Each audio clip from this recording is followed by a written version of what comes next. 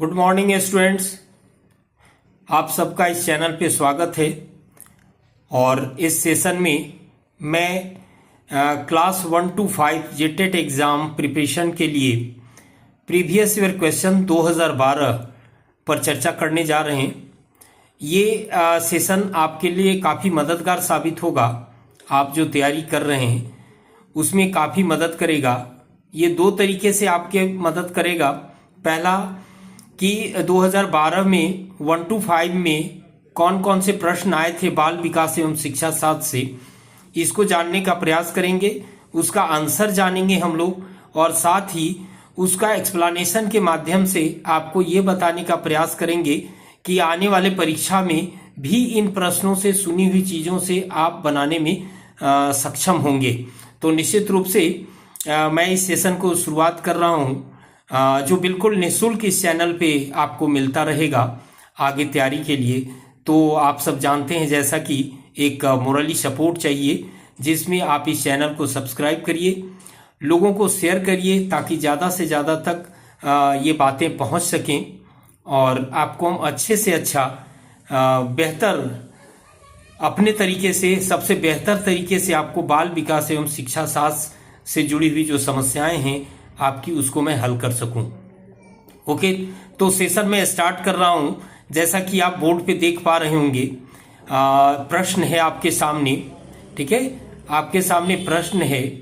पहला प्रश्न आपके सामने आ चुका है और हम लोग बात करेंगे पहला प्रश्न पे। पहला प्रश्न देखिए, एक भाषा को सीखने की दक्षता प्रारंभ होती है ना। सीखने की दक्षता प्रारंभ होती है। ऑप्शन पहले ऑप्शन सही कर लेते हैं। ऑप्शन आपका सी होगा, बोलने के साथ एक भाषा की दक्षता प्रारंभ होती है ना, जब बच्चा बोलने लगता है। अब यहां से किस तरीके से प्रश्न आएंगे आपको वो ध्यान रखना है। जैसे ऊंट ने भाषा को परिभाषित किया है ना, भाषा क्या होता है। तो हम लोग जैसा कि जानते हैं कि भाषा एक ऐसा माध्यम है जिसके द्वारा हम अपनी अभिव्यक्ति करते हैं। अब जो हम सोचते हैं, अपने विचार, भावना या अन्य मानसिक चीजों को हम अभिव्यक्त करते हैं, तो भाषा है ना। इसी प्रकार से वाइगोटस्की ने बालक के संज्ञानात्मक विकास में भाषा को एक प्रमुख स्थान माना है।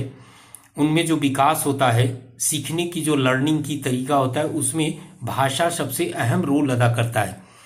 मुख्य रूप से भाषा में हम लोग क्या देखते हैं, भाषा में 4 चीजें होती हैं मुख्य रूप से, है ना। जैसे बोलने वाला होना चाहिए, सुनने वाला होना चाहिए, ठीक है, और जो चीज बोली जा रही हो, ठीक है, वो चीजें होनी चाहिए।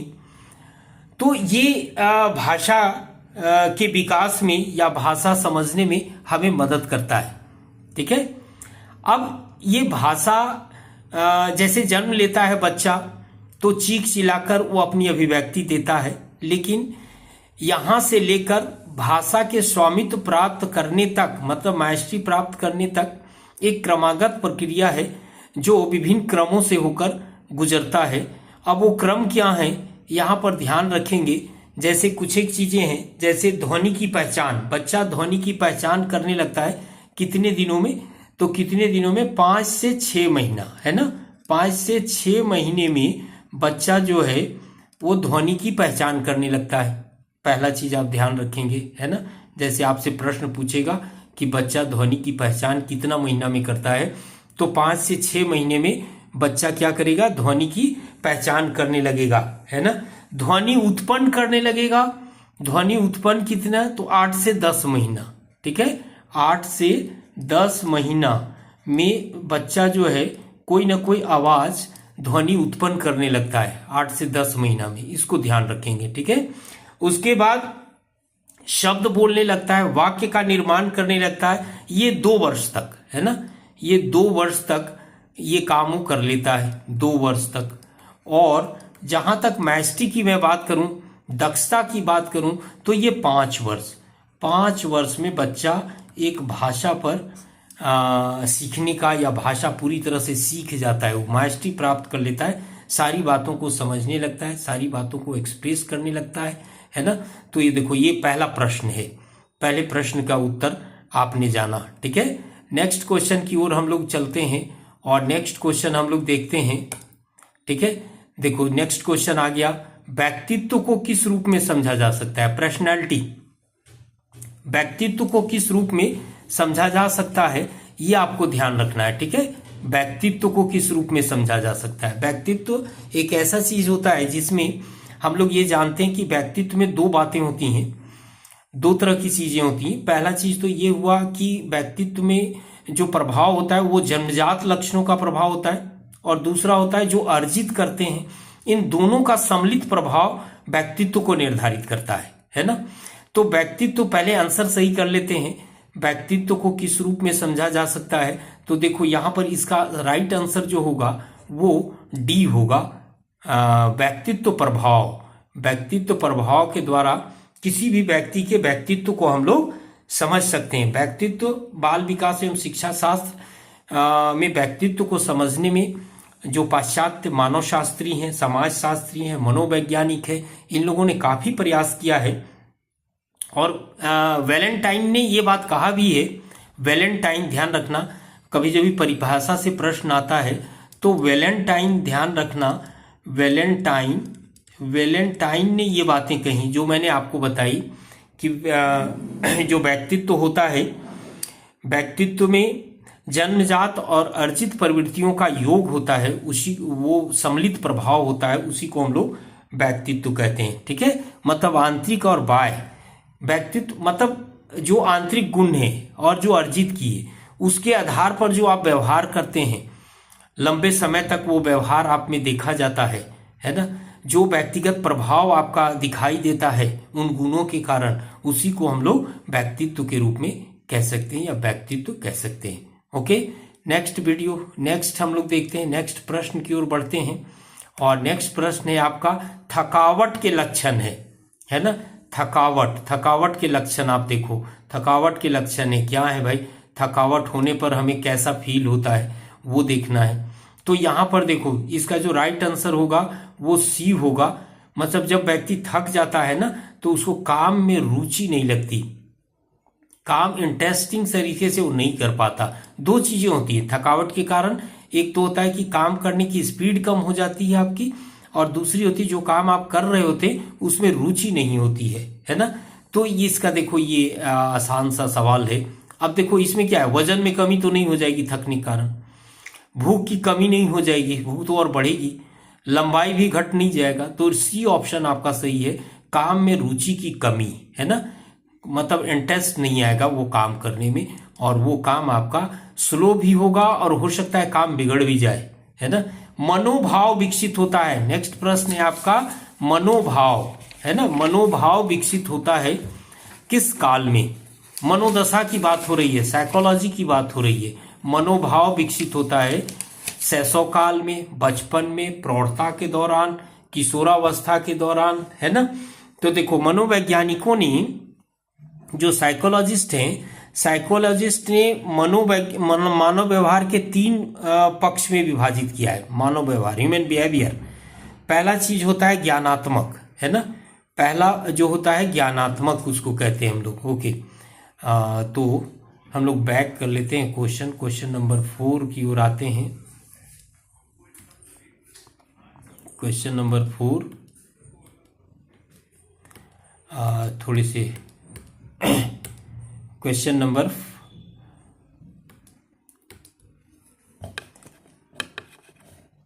क्वेश्चन नंबर 4, मनोभाव विकसित होता है ना, बिहेवियर। तो मनोवैज्ञानिक ने जो ह्यूमन बिहेवियर है उसको तीन भागों में, तीन पक्षों में विभाजित किया है ना। तो देखो इसमें पहला क्या पक्ष है? पहला है ज्ञानात्मक, ज्ञानात्मक हम लोग कहते हैं इसको, ठीक है, ज्ञानात्मक, ज्ञानात्मक पहला चीज हुआ। दूसरा होता है भावात्मक, भावात्मक, भावात्मक, है ना। और तीसरा चीज होता है क्रियात्मक, क्रियात्मक, क्रियात्मक, है ना।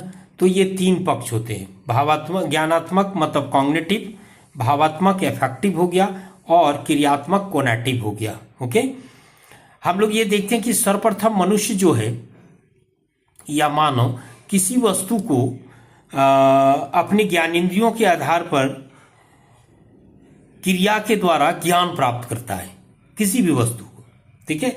फिर इस ज्ञान के आधार पर उसके मन में उस वस्तु के बारे में, उस क्रिया के बारे में एक भाव उत्पन्न होता है, ठीक है, उत्पत्ति होती है, और फिर उस भाव के अनुकूल या प्रतिकूल वो अपनी प्रतिक्रिया रिएक्ट करता है, ठीक है। और इस प्रकार किसी भी वस्तु, किसी भी मुद्दे पर को लेकर व्यक्ति का मनोभाव विकसित होता है ना। तो यहाँ पर देखो, ये मनोभाव विकसित होने का जो प्रारंभ होता है वो बिल्कुल बचपन में ही प्रारंभ हो जाता है। बचपन से ही वो किसी वस्तु को स्पर्श करता है, छूता है, देखता है ना। फिर उसके प्रति एक मनोभाव विकसित होता है, फिर उसके प्रति वो रिएक्ट करता है बच्चा। तो बचपन है ना, मतलब बी ऑप्शन आपका सही होगा यहाँ पर। नेक्स्ट क्वेश्चन की ओर बढ़ते हैं। क्वेश्चन नंबर 5 हम लोग कर लेते हैं। क्वेश्चन नंबर 5 देखिए, वर्ताव समस्याओं को नियंत्रित करने की 2 विधियां हैं। बच्चों में जो बिहेवियर है उसको हम लोग कैसे कंट्रोल कर सकते हैं, है ना। बच्चा यदि गलत व्यवहार कर रहा है, आपकी कथनानुसार नहीं चल रहा है, आपकी बात नहीं मान रहा है, तो फिर हम उसको कैसे सुधार सकते हैं, उसमें चेंजेस कैसे ला सकते हैं। तो इसका राइट आंसर देखो सी होगा, लाड़ प्यार और प्रेम के माध्यम से, है ना। यदि हम बच्चे को सख्ती से व्यवहार आते हैं, उसका प्रतिकार करते हैं, सजा देते हैं, ठीक है, तो इससे बच्चा का बिहेव सुधरेगा नहीं और बिगड़ जाएगा। तो बच्चे में यदि पॉजिटिव चेंजेस लाने हैं तो आपको उसे प्रेम से समझाना होगा चीज़ों को, और तब वो आसानी से समझ जाएगा और अपने बिहेव को चेंज कर लेगा। तो इस तरह से क्वेश्चन नंबर 5 का राइट आंसर सी होगा। नेक्स्ट प्रश्न हम लोग देखते हैं, क्वेश्चन नंबर 6 देखिए। एक बच्चे की शिक्षा प्रारंभ होती है, एक बच्चे की शिक्षा प्रारंभ होती है, सीखना कब वो शुरू करता है, ठीक है। तो इसके ये बिल्कुल आसान सवाल है और आप सब इसे आराम से बना सकते हैं। और जैसा कि हम लोग जानते हैं कि जन्म के साथ ही बच्चा कुछ न कुछ सीखना प्रारंभ कर देता है ना, जन्म के साथ ही। तो इसका सही आंसर होगा बी आपको ध्यान रखना है। ओके स्टूडेंट्स, नेक्स्ट हम बढ़ते हैं क्वेश्चन नंबर 7 की ओर। और 7 में क्या है, स्पर्शनीय अनुभूति एक बच्चे को क्या जानने में मदद करती है। स्पर्श मतलब हम जो सेंस ऑर्गन के माध्यम से किसी चीज को स्पर्श करते हैं, छूते हैं, है ना, तो उससे बच्चे को किस प्रकार का ज्ञान प्राप्त होता है। तो अब आप देखो कि यहाँ पर आपका ये है कि स्पर्श करने से हमें गंध की अनुभूति तो नहीं होगी, है ना, गंध की अनुभूति नहीं होगी, सिंपल सी बात है, गंध की अनुभूति हमें नहीं होगी, है ना। ये देखने में सही नहीं लग रहा है आप सबों को, तो इसे मैं थोड़ा नीचे कर लेता हूँ और फिर आपसे हम बात करते हैं। तो प्रश्न आपको स्पष्ट दिखाई देंगे। और यहाँ पर मैं बात करूँ आपसे, तो यहाँ पर देखो, स्पर्शनीय अनुभूति एक बच्चे को क्या जानने में मदद करती है। तो गंध तो नहीं होगा, स्वाद भी नहीं पता चलेगा, सुनने की अनुभूति भी नहीं होगी। तो ये तीनों ऑप्शन तो गलत हो गए आपके, है ना, ये तो हो ही नहीं सकते। छूने से कैसे पता चलेगा, है ना सॉरी। तो इसका सही आंसर होगा डी, है ना। एक वस्तु की संरचना के बारे में जानते हैं हम लोग, है ना, वस्तु कैसा है उसके बारे में स्पर्शनीय अनुभूति के माध्यम से। ओके स्टूडेंट्स, तो नेक्स्ट प्रश्न की ओर हम लोग बढ़ते हैं और नेक्स्ट प्रश्न देखते हैं। क्वेश्चन नंबर 8 हम लोग देखते हैं। क्वेश्चन नंबर 8 हम लोग देखते हैं, संतुलन की समत्व चेतना किसमें स्थित होती है। बैलेंसिंग सिस्टम, है ना। तो ये एक इंफॉर्मेटिव क्वेश्चन है, एक इंफॉर्मेटिव क्वेश्चन है और आपको ये इसका इंफॉर्मेशन थोड़ा सा याद करना पड़ेगा। ये कान होता है, संतुलन की समत्व चेतना कान में स्थित होती है, कान की ग्रंथियों में स्थित होती है, वो आपको ध्यान रखना है। ओके स्टूडेंट, नेक्स्ट क्वेश्चन की ओर हम लोग पढ़ते हैं और देखते हैं, निम्नलिखित में से किसका सूत्रपात गेस्टाल्ट मनोविज्ञान से हुआ, है ना। गेस्टाल्ट मनोविज्ञान से किसका सूत्रपात हुआ। तो गेस्टाल्ट मनोविज्ञान एक मनोविज्ञान की एक शाखा ही है ना, गेस्टाल्ट मनोविज्ञान। और मैं आपको बता दूं कि गेस्टाल्ट मनोविज्ञान का जो इन्फॉर्मेशन है वो आपको आएगा परीक्षा में। तो गेस्टाल्ट मनोविज्ञान की स्थापना जो हुई थी वो जर्मनी में हुई थी, है ना, जर्मनी में हुई थी। पहला चीज ध्यान रखेंगे, कब हुई थी उसको ध्यान रखेंगे, तो 1912 में हुई थी, है ना, गेस्टाल्ट मनोविज्ञान की स्थापना। इसके संस्थापक कौन है? इसके संस्थापक हैं मैक्स वर्दाइमर। मैक्स वर्दाइमर इसके फाउंडर हैं, ये आपको ध्यान रखना है, ठीक है। मैक्स वर्दाइमर इसके फाउंडर हैं। गेस्टाल्ट का अर्थ होता है समग्र रूप में, है ना, मतलब कोई भी व्यक्ति जो सीखता है किसी वस्तु को आंशिक रूप से नहीं सीखता, संपूर्ण रूप से सीखना चाहता है या वो सीखता है, इसलिए गेस्टाल्ट मनोविज्ञान को हम लोग संपूर्णवाद भी कहते हैं, है ना, संपूर्णवाद भी कहते हैं इसको, संपूर्णवाद, ये संपूर्णवाद कहते हैं। ओके, तो अब सवाल पर आइए क्या पूछता है कि निम्नलिखित में से किसका सूत्रपात गेस्टाल्ट मनोविज्ञान से हुआ? तो यहाँ पर जो आपका डी ऑप्शन है वो सही होगा, मूल्यांकन। पूरी जो है संपूर्ण चीजों का मूल्यांकन करना, संपूर्ण ज्ञान का मूल्यांकन करना या मूल्यांकन साधन की शुरुआत हुई है गेस्टाल्ट मनोविज्ञान से। ओके स्टूडेंट्स, तो देखो ये बड़ा इंपॉर्टेंट क्वेश्चन है आप सबों के लिए, है ना, ये बहुत ही इंपॉर्टेंट क्वेश्चन है। नेक्स्ट क्वेश्चन आगे बढ़ते हैं, और यहाँ पर देखो, यहाँ पर क्रिएटिविटी, है ना, कितने वर्ष की आयु में सृजनात्मकता का विकास होता है? 10 नंबर क्वेश्चन आप देखिए। तो सृजनात्मकता, क्रिएटिविटी का मतलब क्या होता है कि कोई भी बच्चा या कोई भी व्यक्ति किसी समस्या का समाधान करना चाहता है, तो समाधान करने में जो ट्रेडिशनल प्रोसेस है ना, उससे अलग हटकर वो प्रयास करता है ना, अलग तरीके से उस समस्या का समाधान करने का प्रयास करता है, नई खोज करता है, तो उसको हम लोग सृजनात्मक या क्रिएटिविटी कहते हैं, ठीक है। तो क्रिएटिविटी का विकास जो होता है, क्रिएटिविटी का विकास जो राइट आंसर है आपका वो बी है। 2.5 से 6 वर्ष की आयु से ये विकसित हो जाता है पूरी तरह से।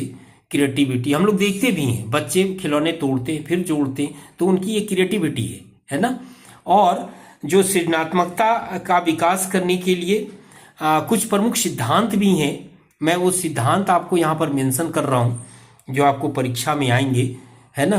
तो सृजनात्मकता विकास के प्रमुख सिद्धांत, जिनमें पहला है मस्तिष्क उद्वेलन का सिद्धांत, है ना, मस्तिष्क उद्वेलन का सिद्धांत, मस्तिष्क उद्वेलन का सिद्धांत, ठीक है, मस्तिष्क उद्वेलन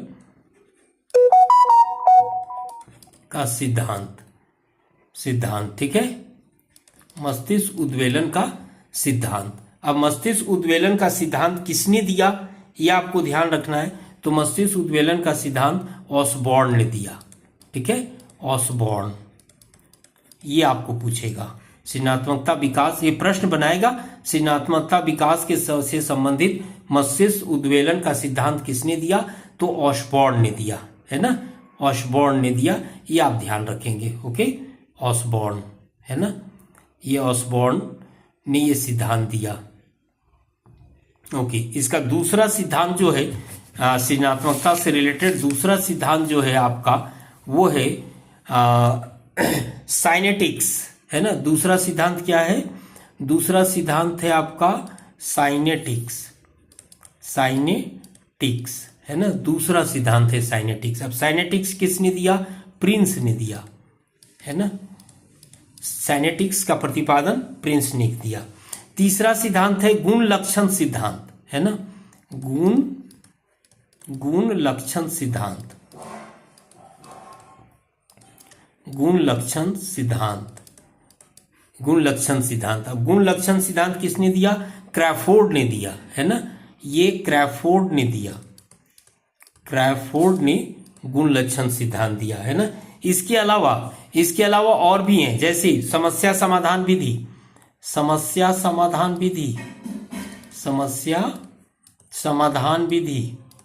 है ना, समस्या समाधान विधि हो गया। उसके बाद सामूहिक चर्चा, है ना, ये सब सिद्धांत हैं। सामूहिक चर्चा के माध्यम से भी क्रिएटिविटी को डेवलप किया जाता है ना। उसके बाद क्विज आपको ध्यान रखना है ना। क्विज जो है, क्विज के माध्यम से भी, प्रश्नोत्तरी के माध्यम से भी आप सृजनात्मकता का विकास कर सकते हैं। इसके अलावा सबसे इंपॉर्टेंट जो माना जाता है, आज से नहीं बहुत पहले से इंपॉर्टेंट माना जाता है, और वो है खेल विधि, है ना। खेल विधि के द्वारा बच्चों में सृजनात्मकता का विकास किया जा सकता है। खेल विधि में दो हो गए, दो हैं, एक है मॉन्टेसरी। मॉन्टेसरी आप सब नाम सुने होंगे, मॉन्टेसरी स्कूल होता है, मॉन्टेसरी। और ये मॉन्टेसरी, मेरिया मॉन्टेसरी ने इसका प्रारंभ किया था, मेरिया मॉन्टेसरी ने, ठीक है। मॉन्टेसरी, थोड़ा सा यहाँ पर स्पेलिंग मिस्टेक हो गया है, उसको आप सुधार लेंगे, मॉन्टेसरी। और दूसरा जो विधि होता है खेल विधि में, दूसरी जो होती है उसको हम लोग किंडरगार्टन कहते हैं, है ना। किंडरगार्टन।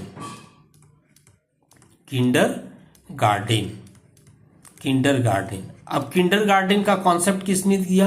किंडरगार्टन का कॉन्सेप्ट जो है वो फ्रॉबेल ने दिया, ठीक है, वो फ्रॉबेल ने दिया किंडरगार्टन का। ओके, तो सृजनात्मकता का विकास कितने वर्ष की आयु में? राइट आंसर आपको ध्यान रखना है बी, 2.5 से 6 वर्ष। और देखो ये सृजनात्मकता, क्रिएटिविटी से रिलेटेड इतने सारे प्रश्न, नए प्रश्न आपके बनेंगे यहाँ पर, ठीक है।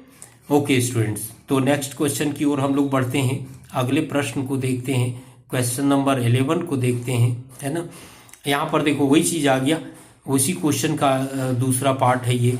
11 नंबर में देखो, एक बच्चे में सृजनात्मकता का विकास, है ना, एक बच्चे में सृजनात्मकता का विकास प्रारंभ होता है ना। एज पूछ रहा है कब से, तो अभी तुरंत मैंने कहा 2.5 से 6 वर्ष, तो यहाँ पर देखो बचपन में ही हम लोग मारेंगे इसको, ठीक है, जन्म से नहीं, बचपन में क्रिएटिविटी का विकास हो जाता है। तो इसका एक सही आंसर, पीछे मैंने डिस्कस किया इसके बारे में, तो इसका आंसर आपको ये ध्यान रखना है, बचपन में। ओके, नेक्स्ट क्वेश्चन की ओर बढ़ते हैं और क्वेश्चन नंबर 12 देखते हैं हम सब कि क्वेश्चन नंबर 12 क्या है। अब यहाँ देखिए क्वेश्चन नंबर 12 जो है,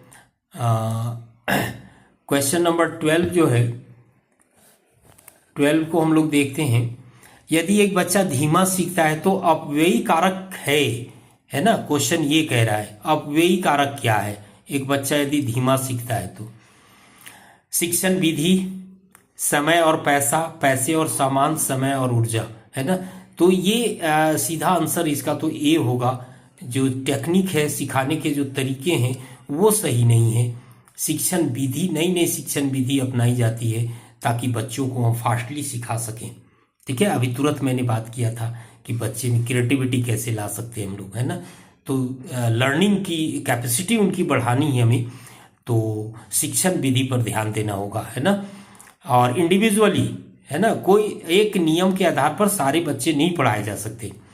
इंडिविजुअली बच्चों के अनुसार से थोड़े नियम को फ्लेक्सिबल रखना होता है, तो बच्चे अच्छे से सीख सकते हैं और तेजी से सीख सकते हैं। तो शिक्षण विधियां, यहाँ पर मैं आपको बता दूं कि सीखने का जो सिद्धांत है ना, सीखने का जो सिद्धांत है वो अनेक भागों में बटा हुआ है। जैसे हम लोग व्यवहारवादी सिद्धांत, संज्ञानात्मक सिद्धांत कहते हैं हम लोग, ठीक है। तो संज्ञानात्मक सिद्धांत जो है, संज्ञानात्मक सिद्धांत भी 2 भागों में बटा हुआ है, ठीक है। संज्ञानात्मक, एक क्लासिकल है, एक आधुनिक है, ठीक है। संज्ञानात्मक सिद्धांत यहाँ पर आप कर सकते हैं सीखना में संज्ञानात्मक, कॉग्निटिव, संज्ञानात्मक, तो संज्ञानात्मक। अब ये संज्ञानात्मक जो है ना, ये संज्ञानात्मक 2 प्रकार का होता है। एक तो होता है क्लासिकल होता है, और दूसरा जो होता है उसको हम लोग कहते हैं आधुनिक, है ना, आधुनिक, है ना। अब इनके साइंटिस्टों का नाम मैं बोल रहा हूं जो इस पर वर्क किए हैं, ओके। तो सीखने के संज्ञानात्मक सिद्धांत के क्लासिकल अप्रोच वाले कौन कौन हैं? तो वर्दीमर हैं, कोयलर हैं, कोफ्का, लेविन, पियाजे, टोलमैन, है ना। और आधुनिक के तहत, आधुनिक जो अप्रोच किनका है, मॉडर्न अप्रोच किनका है, तो ब्रूनर है, आशुवेल, वंडूरा, वोल्स, ओके। तो ये संज्ञानात्मक विकास के लिए ये लर्निंग से सिस्टम, ये सारे सिद्धांतकारों का नाम आपको ध्यान में रखना है जो अगले प्रश्न बना सकते हैं। ओके, तो शिक्षण विधि सबसे महत्वपूर्ण है, बच्चे सीख पाएंगे कि नहीं। ठीक है, नेक्स्ट क्वेश्चन की ओर हम लोग बढ़ते हैं। नेक्स्ट क्वेश्चन, और हम लोग देखते हैं यहाँ पर अल्प अवधि मूल्यांकन के फायदे। ठीक है, अल्प अवधि, कम समय में। ठीक है, अल्प अवधि मूल्यांकन का क्या फायदा है? तो अल्प अवधि मतलब शॉर्ट टर्म में मूल्यांकन हम लोग करें, जल्दी जल्दी मूल्यांकन करें, या मूल्यांकन करने में ज्यादा समय न लें, इनका दोनों अर्थ है ना। तो इसमें क्या होगा आपका, तो इसके लिए क्या होगा कि एक तो होगा कि मूल्यांकन यदि बार बार हम लोग करते हैं तो निश्चित रूप से एक हमारा जो विषय है वो काफी प्रभावित होगा, पॉजिटिवली प्रभावित होगा। ठीक है, पॉजिटिवली प्रभावित होगा। अल्प अवधि मूल्यांकन करते हैं तो उसके फायदे हैं हमारे कि विषय बहुत ही बेहतर तरीके से उसको हम लोग आगे बढ़ा सकते हैं और परफेक्शन के साथ आगे बढ़ा सकते हैं। तो इससे विषय प्रभावित होता है, अल्प अवधि मूल्यांकन के फायदे हैं। या लेकिन फायदे क्या हैं, ये पॉजिटिवली हैं, पॉजिटिव है ना, कि मूल्यांकन करके हम उसको आगे बढ़ा सकते हैं। ओके, नेक्स्ट क्वेश्चन की ओर बढ़ते हैं। और नेक्स्ट क्वेश्चन, क्वेश्चन नंबर 14, आप यहाँ पर देखिए क्वेश्चन नंबर 14 क्या है। तो देखो अब यहाँ पर है क्वेश्चन नंबर 14, ये कहता है कि यदि एक बच्चा कर्ता क्रिया मतलब ये व्याकरण की बात कर रहा है, कर्ता क्रिया के संबंध में गलती करता है तो एक शिक्षक उसकी मदद कर सकता है। कैसे मदद कर सकता है ना। तो इसके ऑप्शन आप दिख रहे हैं, पढ़ सकते हैं। कक्षा में उसे बच्चे पर विशेष ध्यान देते हुए उदाहरण देकर समझाना। तो इंडिविजुअल बच्चे ने गलती करी है तो एक एक बच्चा को समझाना तो बड़ा मुश्किल होगा टीचर के लिए। अच्छा, उसे डांट कर और सजा देकर भी नहीं सुधारा जा सकता, उसको नहीं सिखाया जा सकता। या फिर आदेश दे दे कि तुम 10 बार लिखो एक ही चीज को, तो वो सीख जाएगा, नहीं सीखेगा, है ना। तो उससे क्या होगा कि टीचर को क्या चाहिए कि जो प्रॉब्लम आ रहा है, जो कि प्रॉब्लम इसलिए आ रहा है कि वो अच्छे तरीके से समझा नहीं है ना, तो हम उसको व्याकरण के नियम को फिर से समझाने का प्रयास करेंगे।